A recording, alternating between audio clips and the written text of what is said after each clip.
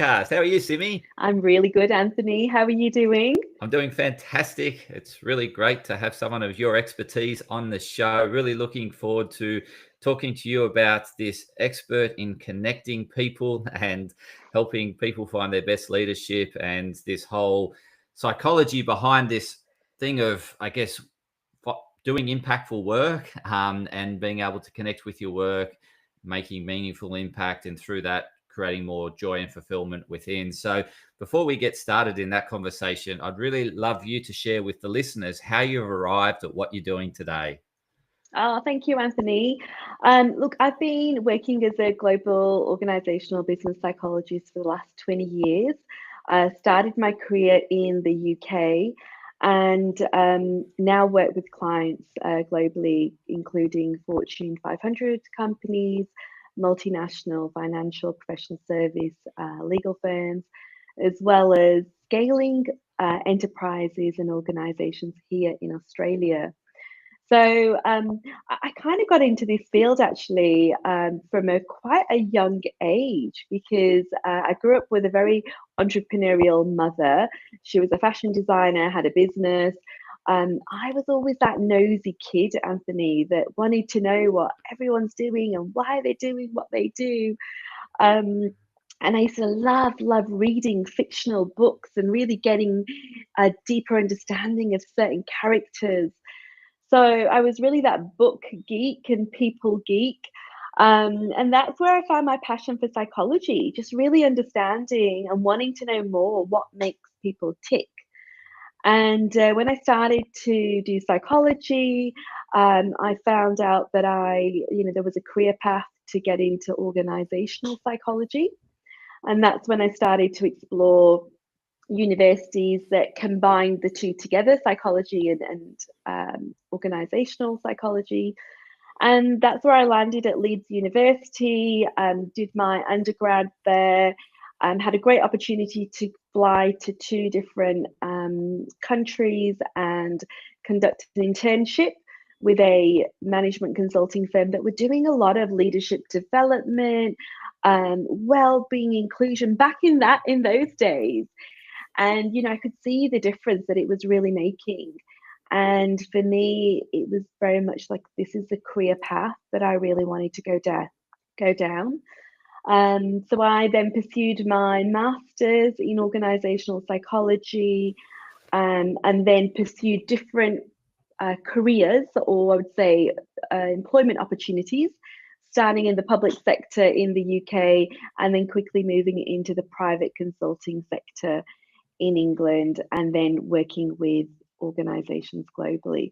So it's been quite a curated, deliberate, intentional journey actually along the way over 20 years.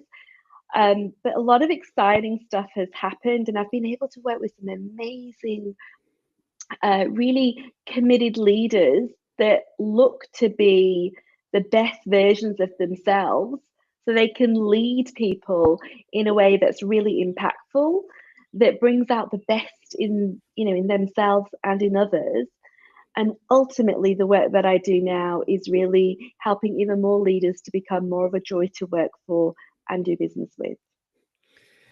Well, amazing backstory. It's so incredible that you found your calling so early on in life, which is some people could take a lifetime to find it.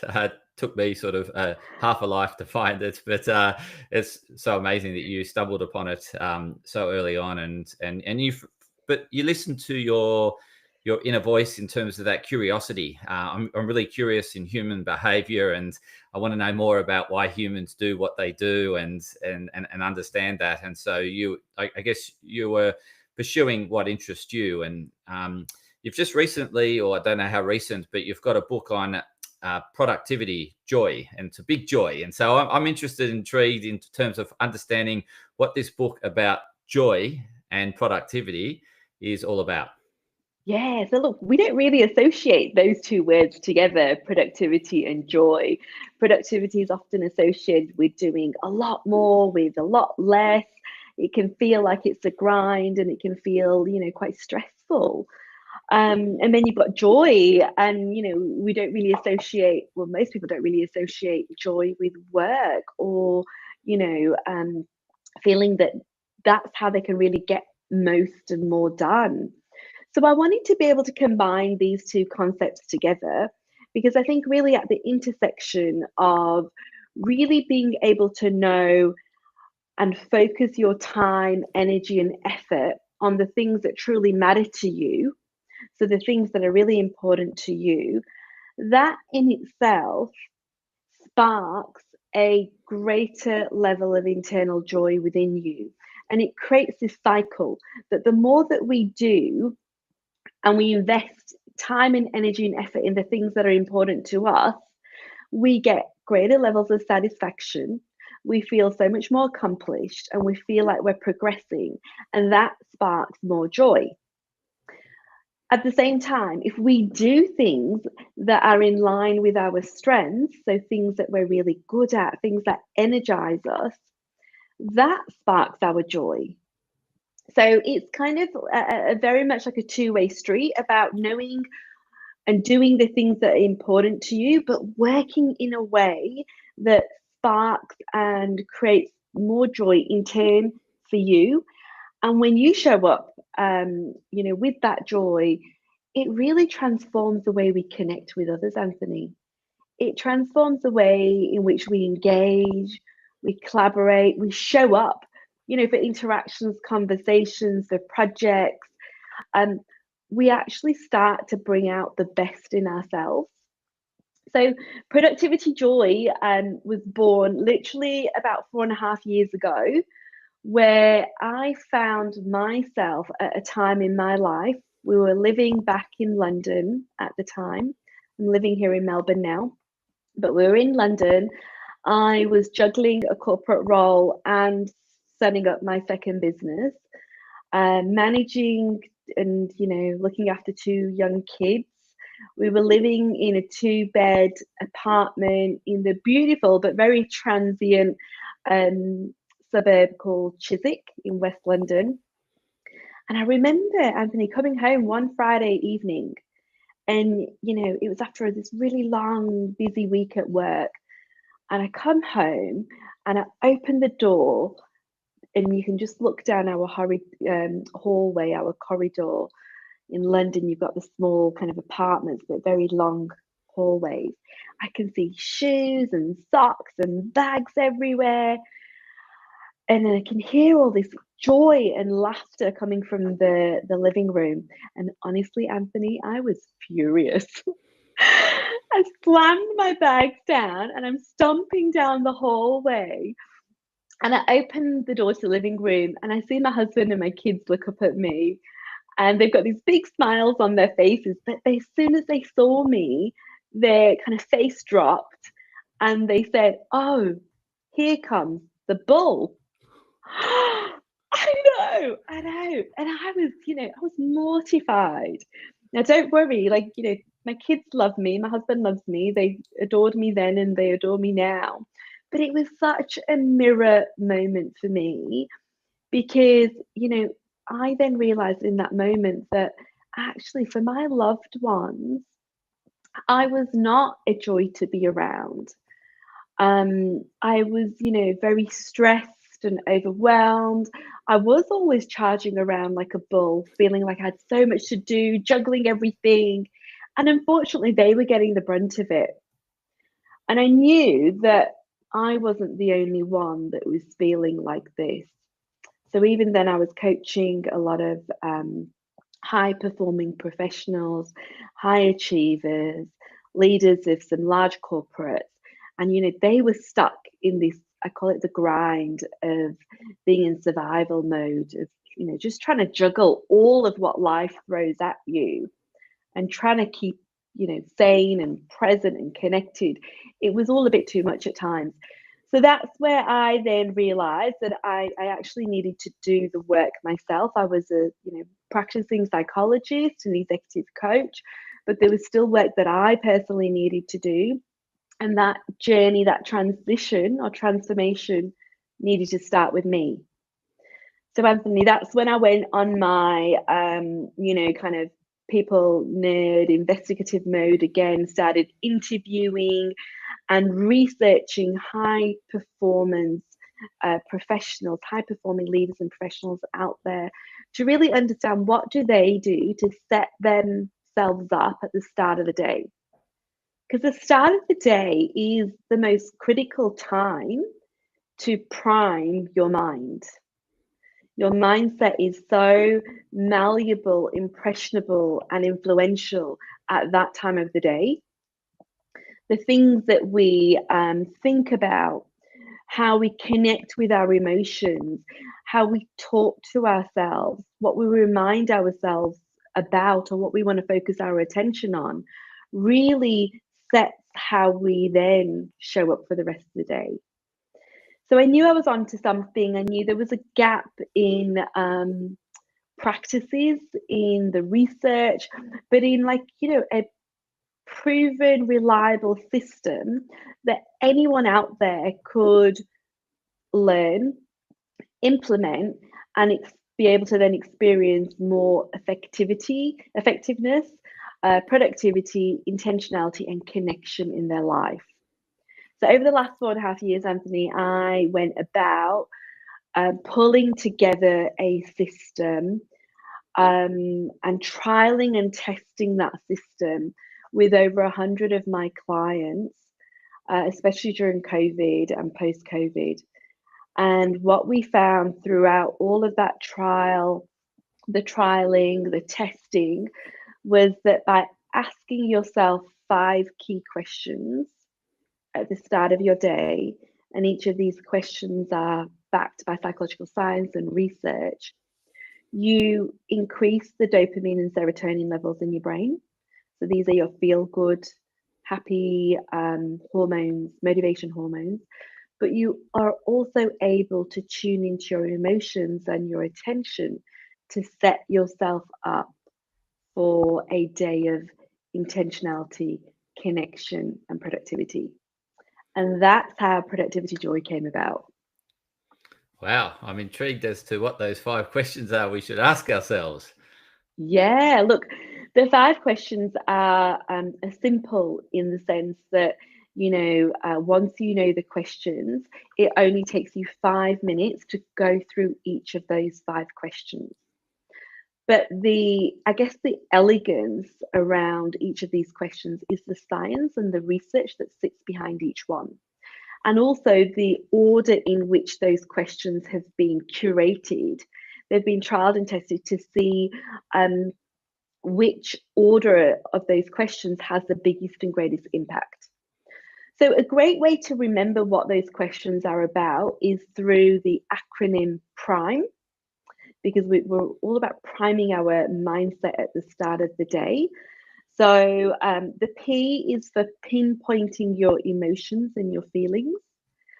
So this is not about having or going into a therapy session with yourself at the start of the day. We don't have time for that, and many of us probably don't want to go down that road, and there's always a time and place. But this is simply acknowledging and recognizing what emotion and feeling you are experiencing at the start of the day. Now, as adults, many of us are not great at having a language to express and identify our emotions and feelings. There's a chapter on each of these questions, each of the 5 questions in the book. So there's a specific chapter on this question in terms of how to go about identifying your emotions and feelings at the start of the day. The R is for then recognizing gratitude. Now, I don't just mean simply writing a list of things that you're grateful for. We go deeper in terms of cultivating a more deeper, sustainable practice that enables you to experience increased levels of dopamine and serotonin. And there's 2 parts to this particular question. One is reminding yourself of a time when someone has expressed gratitude to you, because this reminds us that we've done something of importance, we've had impact, we've made a difference, we can add value. And when we remind ourselves of the times people have expressed gratitude to us, it actually reinforces our value. It makes us feel good. And we all have this human condition to feel of significance. And the second part of that question, Anthony, is really about thinking of or reminding yourself of someone in your life who inspires you to be a better version of yourself. Because what that does is it helps to remind us of the qualities that we see in others. Those qualities that we admire in others are often qualities we have within ourselves. We may just not have unlocked them, or we may not be just utilizing them. So that question is really, really powerful to create a greater sense of gratitude for yourself and for the qualities that you have. The I then is to identify what's working well and what could be working better in your environment. So this is simply just looking around in the morning, and I guess it's, paying respect and showing an appreciation just for those small things in your life. It could be you've had a great night's sleep. It could be you haven't had a great night's sleep because your children have woke you up in the middle of the night, and you feel exhausted. So whatever it is, good or bad, being able to acknowledge it really helps your brain to look out for more positive or things in your environment that could be framed in more of a solution focused way. It's a way of hijacking our negativity bias, because we all wake up and we have this negativity bias due to our evolutionary history of needing to feel safe and feel away from threat and harm. So our brain will look out and detect anything that's negative in our environment. But if we can bypass or we can hack the negativity bias at the start of the day, we don't then start looking for those negative things. We actually start to prime our brain to look for the positive things. That is so much more uplifting. And then the N is for make a list of 3 high impact tasks. So I don't know about you, Anthony, but I normally have a long to-do list. And I know many people do. And, we sit back and we think, oh, wow, you want me to come up with only 3 high impact tasks that I'm going to do in a day. The research shows that our brain remembers things very well in 3s, but also 3 is really a manageable number of things.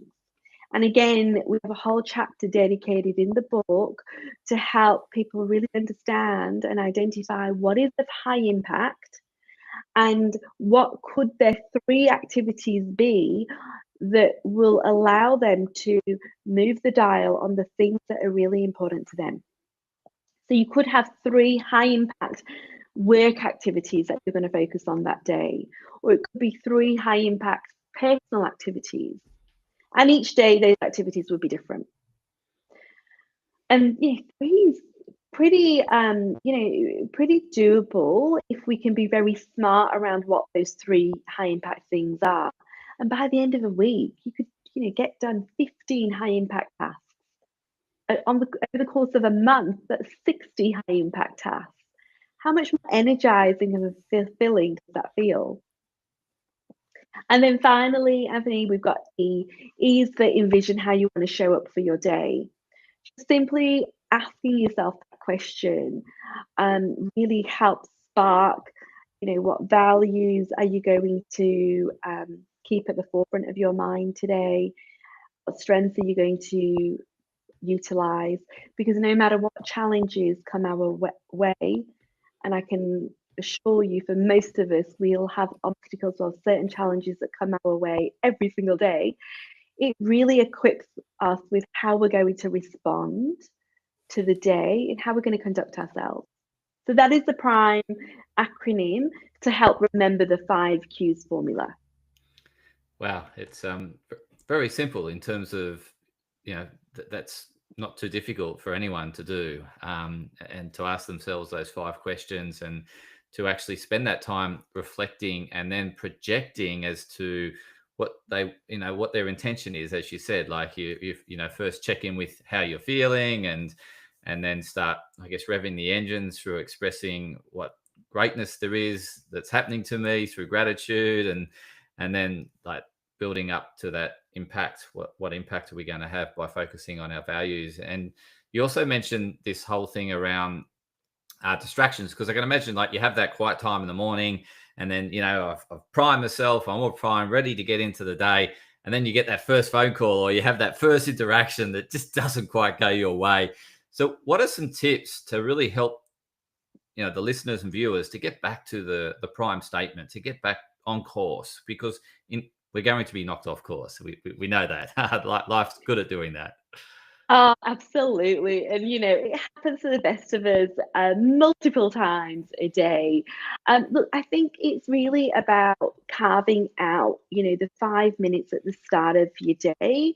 So I have, a lot of people who say to me that they do the 5 Qs formula in the morning. They go through it when they're getting ready for work. I've some people do it when, they've finished their workout at the gym. I personally go through the 5 Qs on my drive to the gym in the morning. It's a 6-minute drive, and it just gives me that 5 minutes to go through those questions. And as I'm driving, and so I'm just thinking about those things and setting my intention up for the day. Others, do it after school drop-offs. So people will do it when they're making their morning coffee. Others will do it just before they start their work day. So it is finding those 5 minutes where you can go through the 5 Qs formula initially. And then, especially as you're starting off with the formula, it's really helpful to write down your responses, or even speak your responses into a voice memo on your phone. So you are actually expressing and you're committing to what those responses are. That helps create a more significant, deeper commitment between you and that practice. And then when you are distracted, or you're put on the spot with some instances or challenges or interactions during the day, it's really worthwhile having the prime formula, just as the 5 questions or even prime acronym, somewhere really visible. So I have some clients that got a little post-it note. They've got, it printed out, the actual poster near their computer screen. Some have a little copy on their phone. So it's just really accessible. This is a tool that has deliberately and intentionally been designed to be as easy as possible, to be as accessible as possible, because none of us have time for anything complicated. None of us have time and attention for anything that's going to just distract them or get in the way, or has too much friction to doing it. We're just not going to do it. So that was the aim of the 5 Qs formula, was to make it as easy as possible. So again, if you don't get to do it in the morning, try and do it in your morning break.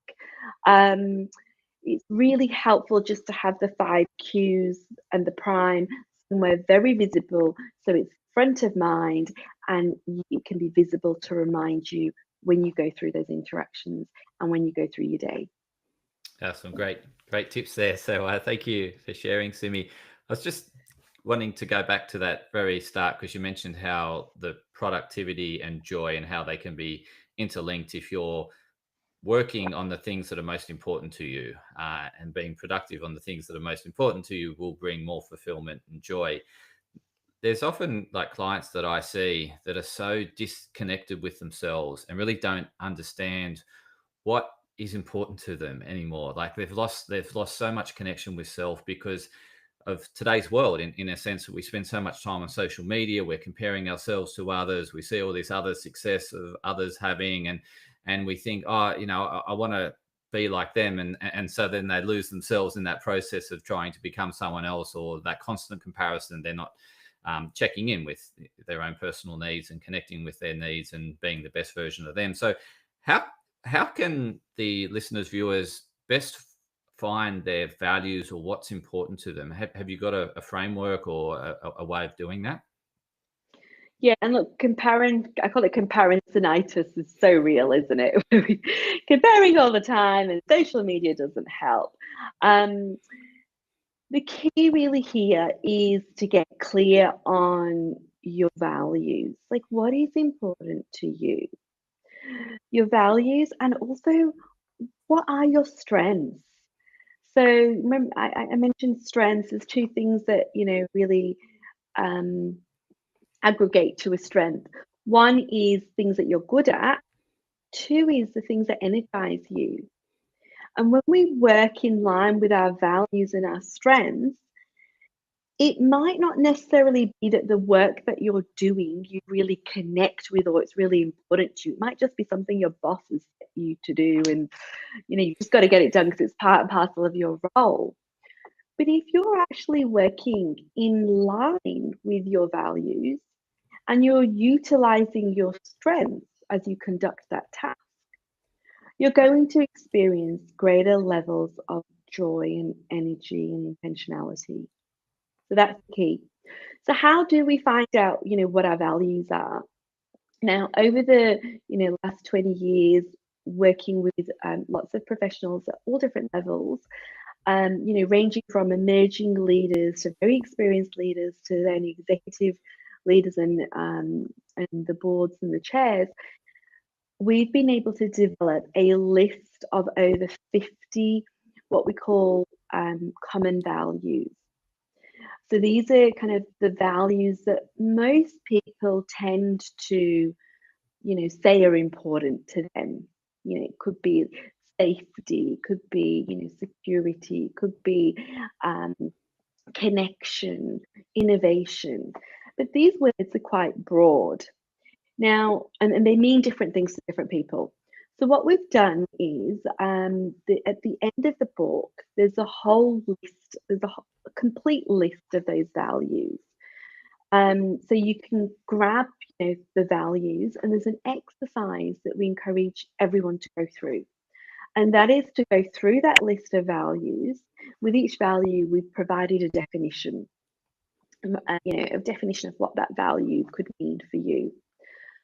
And go through that list, and it can take a good 20 minutes just to go through and tick that list in terms of tick off those values which you feel are really important to you.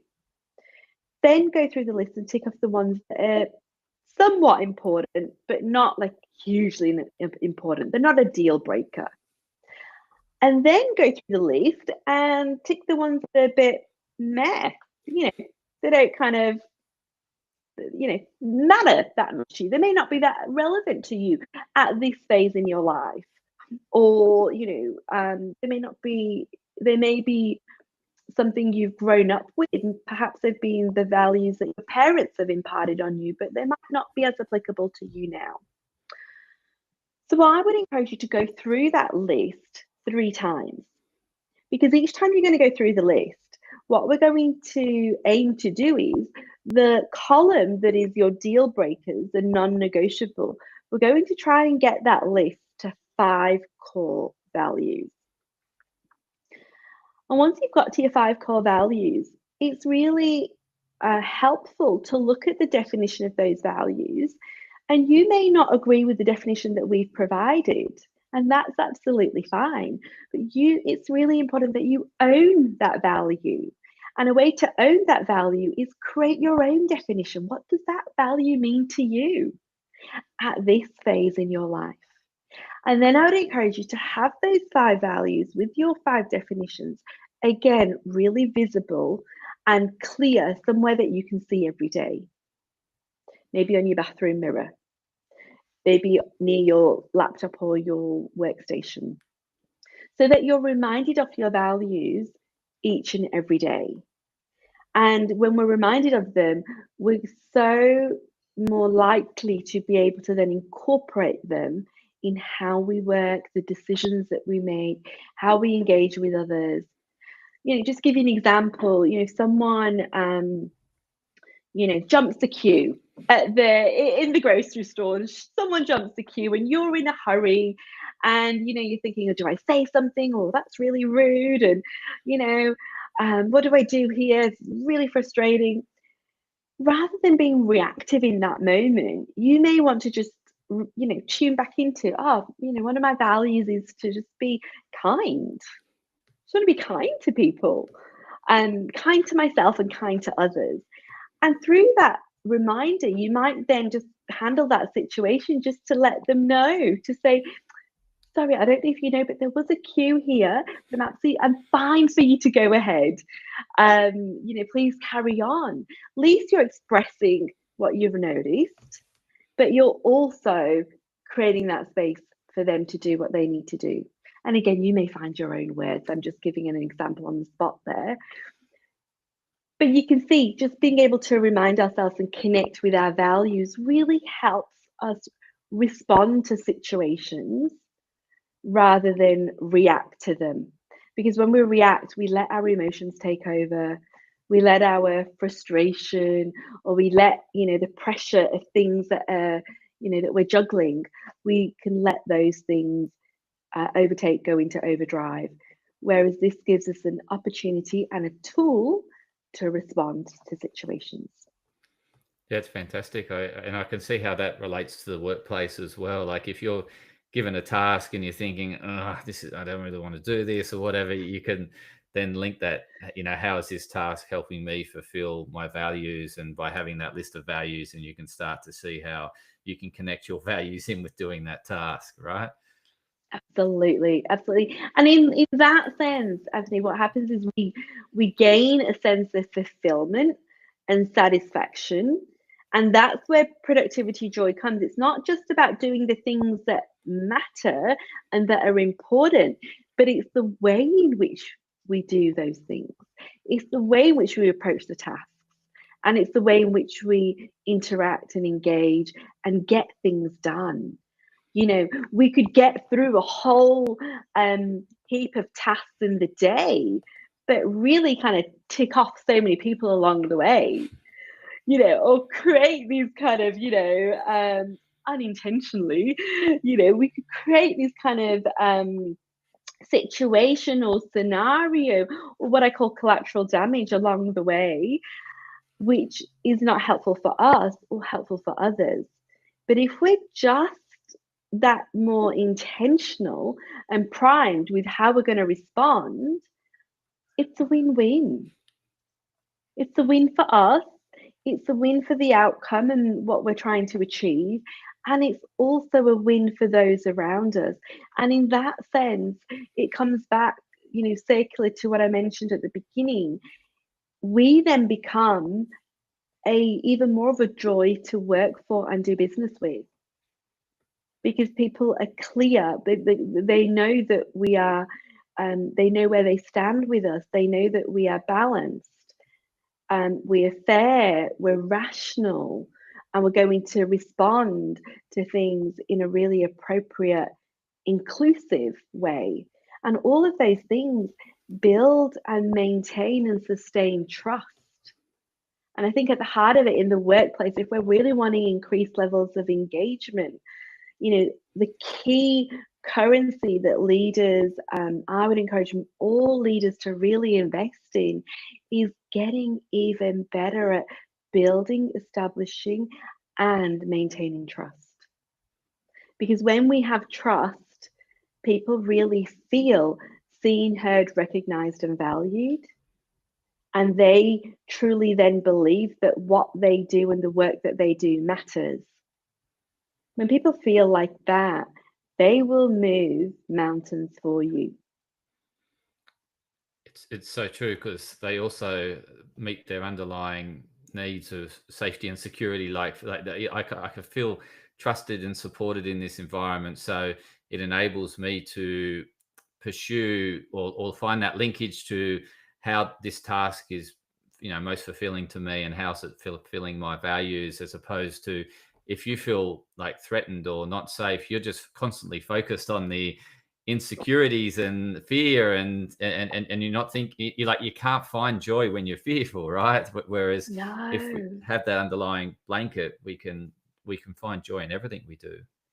Absolutely. We've got a neural circuit in our brains. You can think of it as a bit like a seesaw. It's called the dorsal anterior cingulate cortex. We call it the DACC for short. And think of it as a seesaw. On one end, we've got what we call social cognition. On the other end, we've got what I call cognitive sharpness. Now, social cognition is we're constantly scanning our environment to see and assess whether we are safe, whether people like us, whether they are accepting us, whether we can challenge, push back, whether we've got other people's support. On the other side, the cognitive sharpness is really about our cognitive skills and ability to make decisions, to do deep, complex work. When we're operating in an environment where we don't feel safe, that seesaw, that neural seesaw is hijacked, is out of balance, out of whack. So the social cognition is on overdrive. All that energy, attention, and focus is really trying to navigate our safety. When we're doing that, we're unable to really apply ourselves, do that deep work and think strategically, come up with robust decision making, and innovate and problem solve. Because seesaw's out of whack. All our attention's going to social cognition rather than cognitive sharpness. So yeah, absolutely right. And have you got any tips in terms of how people can stay in that flow, in terms of staying in a state of productive and joy, and without with minimizing distractions or getting pulled into this, I'm feeling insecure and fearful, and so therefore I'm just, my emotions are running me, as opposed to I'm governing my direction and what I'm working on and focused on? Yeah, absolutely. I think that's why the prime formula can be used throughout the day, especially the first question around what am I feeling? What am I experiencing in terms of emotions and feelings? It's so good to tune into what you're feeling and experiencing throughout the day. We are emotional beings. We're not human doings. And how often do most of us just take that moment throughout the day to connect with how we're feeling? How are we being? Because if we did that more often, absolutely we would be able to regulate and manage our emotional state and be so much more aware of our being as and when these challenges happen. So this is a really proactive way of regularly keeping a check-in and managing your emotions and how you conduct yourself, how you think, how you regulate your emotions, and also the behaviors that you commit to throughout the day. It's so true, to break that circuitry of if you're just doing and you're not connecting with how you're feeling and your emotions, then the emotions are just running you, and you're not aware, right? You haven't got that awareness. Whereas I guess coming back to the prime statement, the first one is checking in with your emotions, and doing that reflective work. And I'm not feeling great, what can I do about it? And start to focus on what I'm grateful for, and start balancing that seesaw, and really starting to then get back to the intentions and adding value in the world. There's so much more to talk about, but I'm really conscious of time, and I really value your time and respect your time. So how can the listeners, where can they find the book, Productivity Joy, and how can they best connect with you, Simi? Thank you, Anthony. So I'm pretty active on LinkedIn and on Instagram, YouTube. So feel free to reach out and connect on there. I always try to share, either what we're doing, the work that we're doing with our clients, but also valuable insights. The book Productivity Joy is available internationally. You can grab it at most bookstores here in Australia. You can also order it and have it delivered the same day from Amazon Prime. So most welcome to go check that out. And just another thing, Anthony, we are, this year, I'm really have got a big focus to the Joy of Work mission. And this mission is really close and dear to my heart because, the research shows that 82% of busy professionals globally are experiencing stress, overwhelm, and at the brink of burnout. So the Joy of Work mission is really something important for all organizations to think about because, and also learn productivity joy, the 5Qs formula, to have a tool, to have a science-backed framework and proven system to move from that daily grind and survival, just like I found myself in when I was a bull. Sometimes the bull may still come out. We're all on this learning journey, including myself, and moving from that survival state to a state of daily thriving. Check out the Joy of Work mission at simirayat.com as well. Thank you so much for sharing that, Simi. And to the listeners and viewers, I'll include those links in the show notes. So you can go directly to the show notes and click on the links, connect with Simi on Instagram, LinkedIn, buy a book on Amazon, and get connected with the Joy of Work. So thank you so much, Simi. I really appreciate you coming on the Joyful Mate podcast. Thank you, Anthony. It's been a real joy for me as well. Awesome. And to the listeners and viewers, we'd really appreciate if you could share this far and wide because there's value in it for everyone. So please share this episode to those that you think could find more joy in their work or want to find more joy in their work. And this would be great information for them to discover more joy in their work and in their lives. So thank you for listening.